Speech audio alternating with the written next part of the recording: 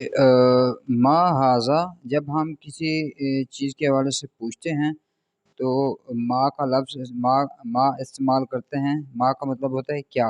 ما ہاذا یہ کیا ہے۔ ما ہاذا یہ کیا ہے۔ ہاذا بیتن یہ ایک گھر ہے۔ اہذا بیتن اور آ جو ہے یہ بھی ہم سوال طور پہ استعمال کرتے ہیں، تو اس کے دو جواب بن سکتے ہیں۔ حمزہ جب استعمال کریں گے تو اس کے دو جواب بن سکتے ہیں۔ اہذا بیتن کیا یہ گھر ہے۔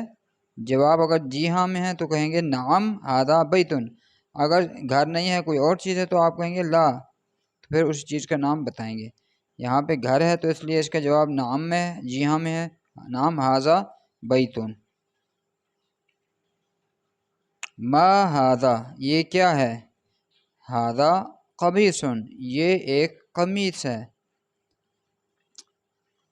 اھذا سریر دیکھیں وہ حمزہ استعمال ہوا ہے ہاں، تو اس کا آپ جواب نام میں آ رہا ہے تو کہیں گے اھذا سریر، جواب لا ھذا کرسی نہیں یہ ایک کرسی ہے۔ کیا یہ بستر ہے؟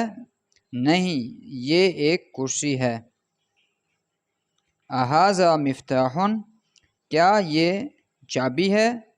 جواب لا ھذا قلم نہیں یہ ایک قلم ہے، پین ہے۔